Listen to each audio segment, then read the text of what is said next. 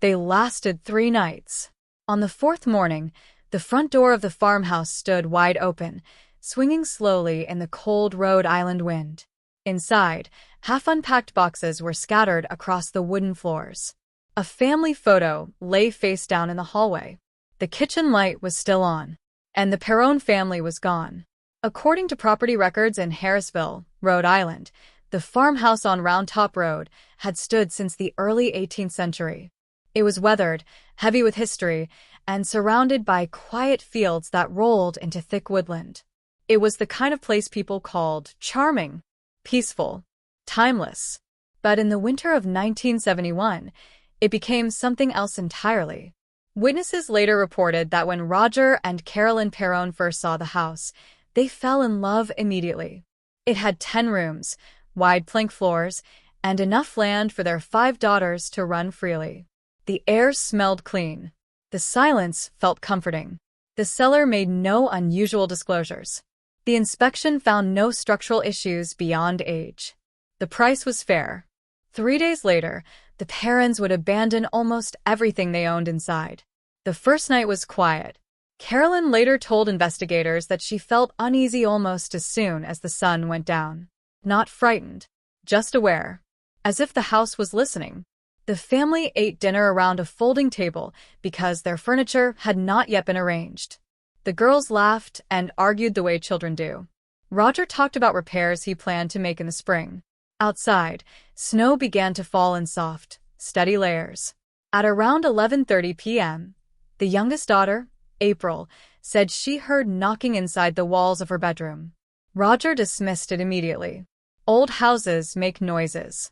Pipes expand. Wood contracts. Mice nest between beams. He checked the walls anyway. Found nothing. By midnight, the house had grown unusually cold. Carolyn described the temperature drop as sudden and unnatural. The thermostat read normal.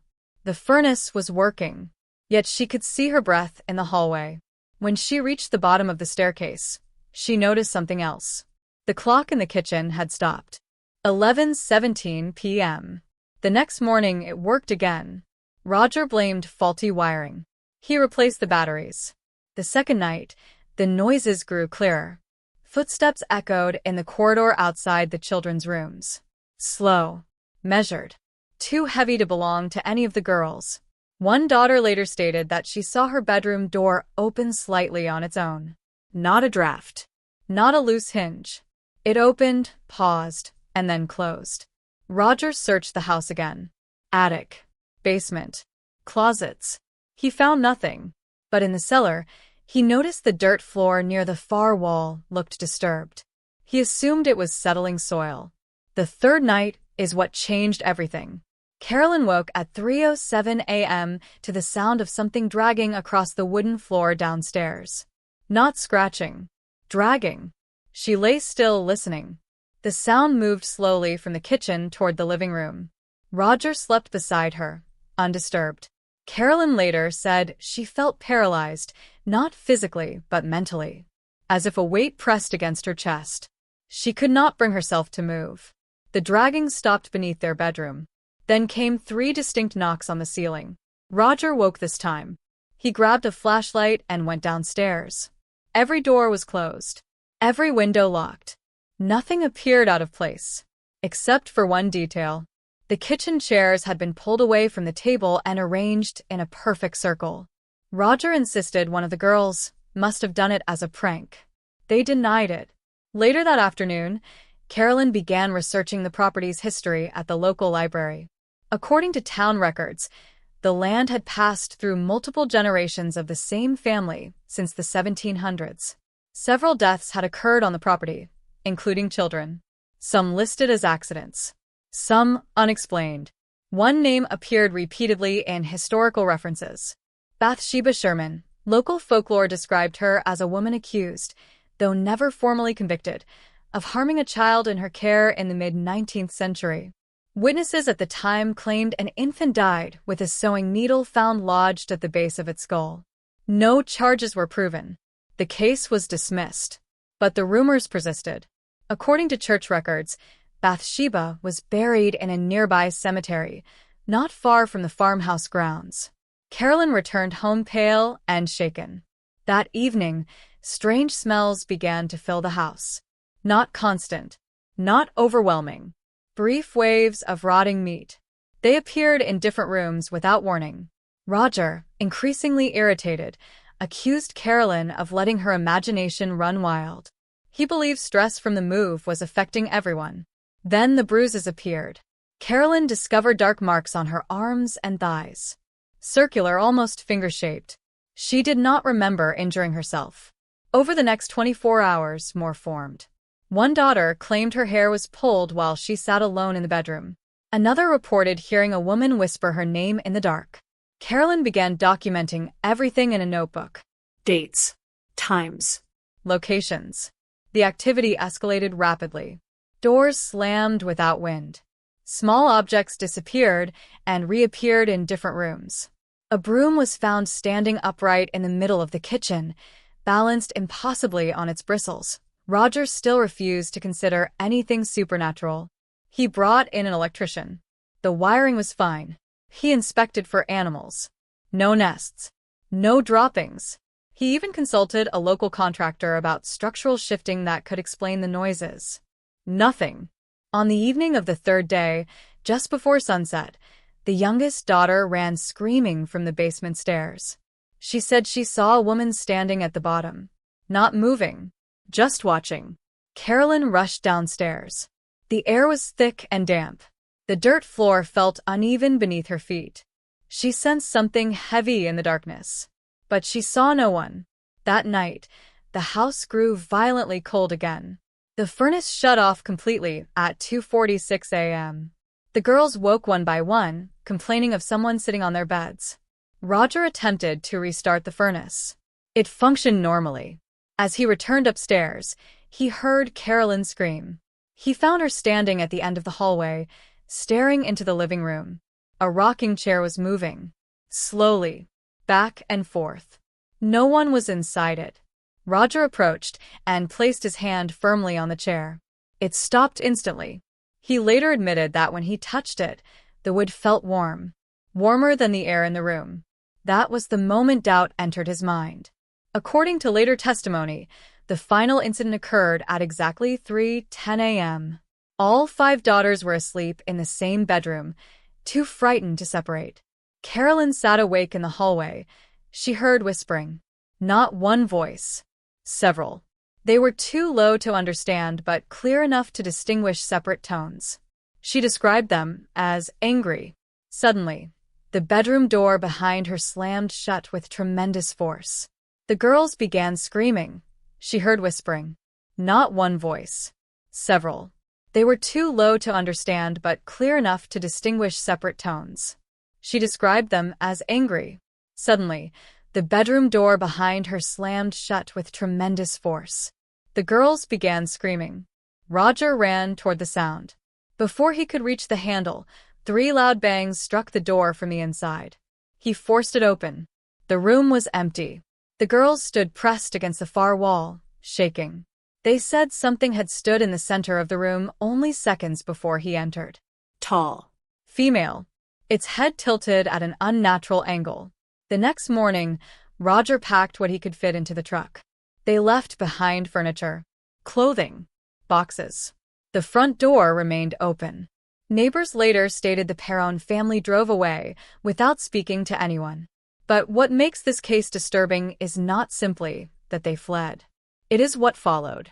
According to church correspondence archived years later, Carolyn contacted a local priest shortly after abandoning the property. The priest agreed to visit the house.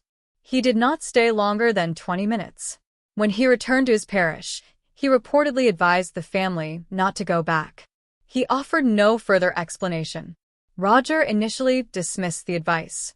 The house represented their savings, their future. But over the next 48 hours in temporary lodging, the disturbances did not stop. April began sleepwalking and speaking in a voice her mother did not recognize.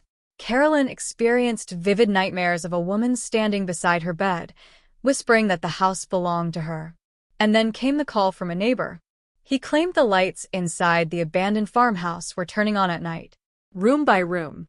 Even though the electricity had been shut off before they left, Roger returned alone to inspect the property one final time. He entered through the front door at noon. Sunlight filled the hallway.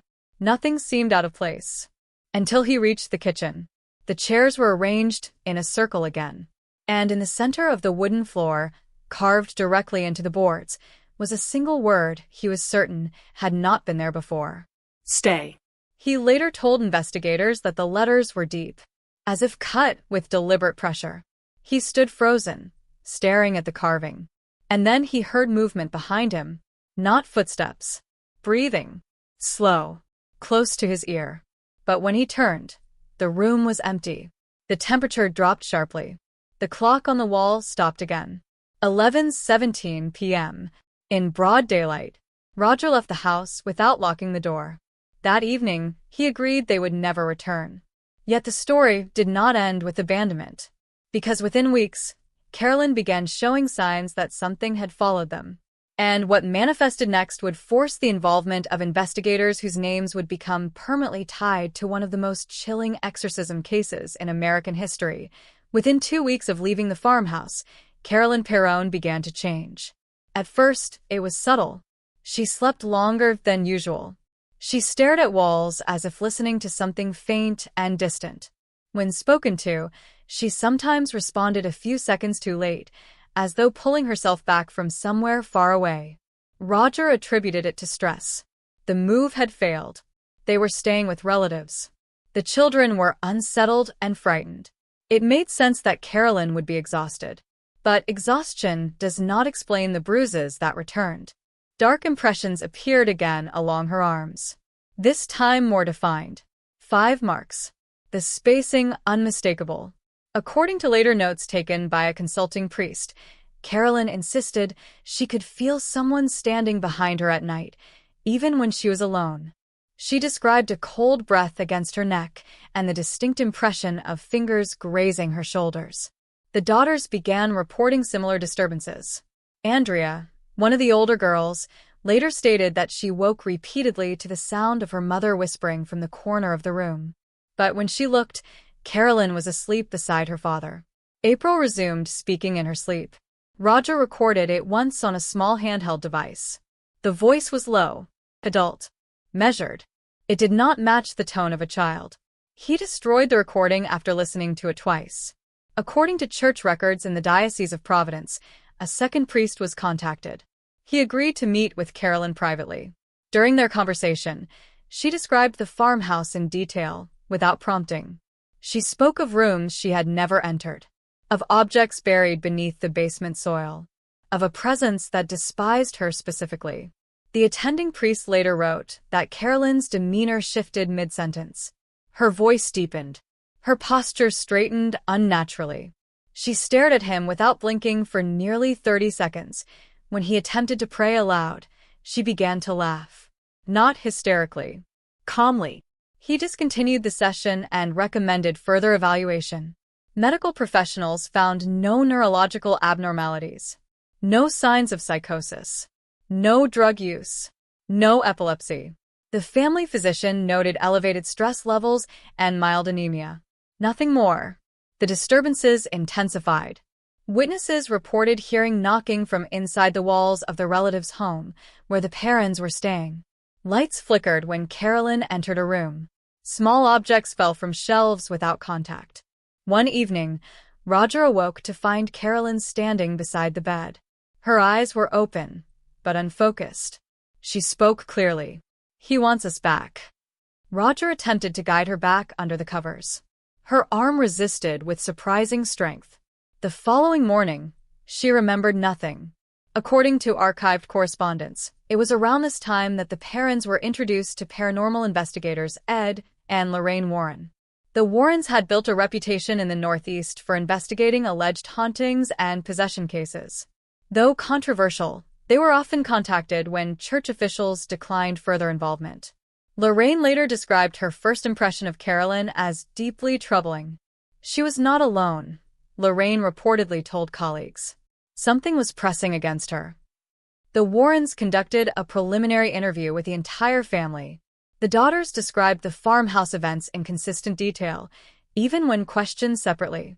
The rocking chair, the whispering, the tall woman in the bedroom.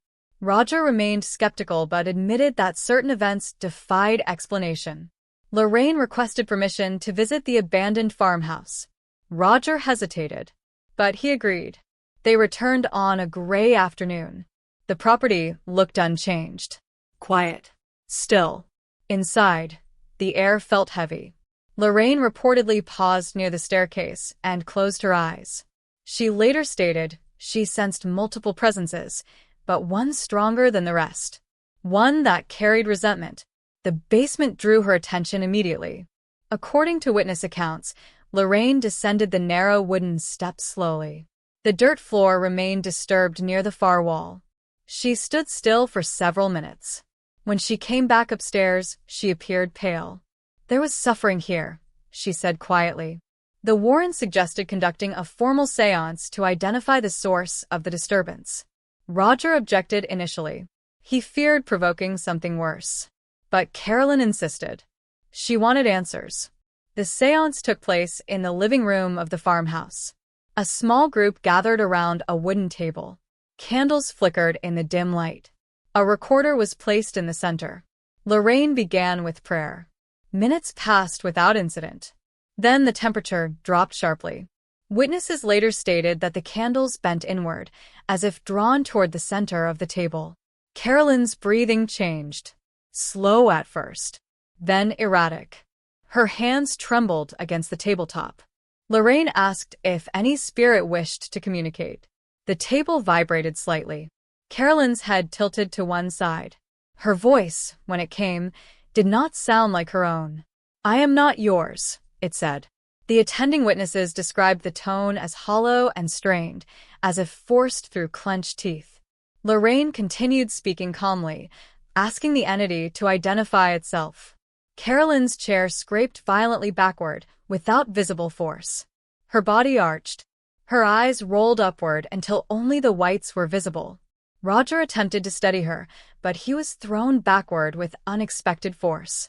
The recorder captured low guttural sounds that experts later failed to attribute to mechanical malfunction. According to Ed Warren's notes, the name Bathsheba was spoken during the session, though not clearly. The atmosphere shifted from cold to suffocatingly hot within seconds. Carolyn began speaking rapidly in what sounded like fragmented phrases. Several witnesses reported hearing a separate whisper layered beneath her voice. Lorraine abruptly ended the séance, declaring the entity hostile. Carolyn collapsed unconscious. After the incident, Lorraine reportedly warned the family that the spirit attached to Carolyn was territorial and malicious. Roger grew furious. He accused the Warrens of making the situation worse. He demanded they leave. The investigators complied. But the activity did not subside. If anything, it became more personal. Carolyn began sleepwalking nightly. She stood at windows for hours. Once, she was found in the backyard barefoot in freezing temperatures, staring toward the tree line. She later described dreams of being pulled downward through dirt, of hands gripping her ankles from below. Bruises darkened around her throat. The daughters reported hearing their mother's voice calling them from empty rooms. According to a letter written months later, Roger admitted he feared leaving Carolyn alone even briefly. Then came the incident that forced the church to reconsider involvement. It occurred late at night. Carolyn was seated at the kitchen table in their temporary residence. Without warning, her body stiffened. Her head snapped backward. Witnesses stated her chair lifted partially off the floor. Her voice emerged in a low, strained tone. "This is my house." Roger attempted to pull her down. Her strength was described as unnatural. 2 relatives assisted. It took 3 adults to restrain her until she went limp. The following day, photographic evidence of deep red marks along her wrists and neck was documented. The family priest, after reviewing the accounts and observing Carolyn directly, contacted diocesan authorities to request formal permission for a rite of exorcism. The process required extensive evaluation. Clergy interviewed medical professionals again. Psychological assessments were conducted. Carolyn met none of the criteria for psychosis or dissociative disorders. According to internal church documents, the case was classified as potential oppression with signs of partial possession. Permission was granted for a minor rite initially. The ritual was conducted quietly in a small chapel. Holy water was applied. Prayers recited in Latin. At first, Carolyn remained calm.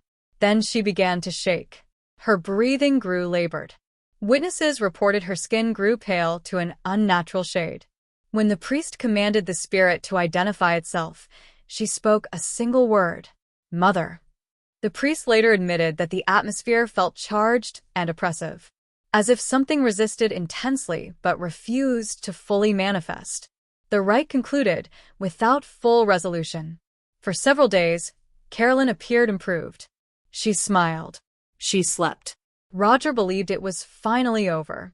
Until one afternoon, when April approached him quietly and said her mother was talking to someone in the attic. Roger climbed the narrow stairs. He heard murmuring. Not one voice. Two. He pushed open the attic door. Carolyn stood near the far beam, facing the wall. Her hand rested against the wood. She was whispering. When she turned slowly toward him, her expression was blank. Behind her, scratched into the old timber, were faint marks that had not been there before. Thin lines. Curved. Deliberate. Roger stepped closer. The scratches formed letters. Not carved deeply like before, but unmistakable. I am home. The attic air grew cold. Carolyn's lips moved again, though no sound came out. And as Roger reached for her arm, the beam behind her split with a sudden, violent crack that echoed through the entire house.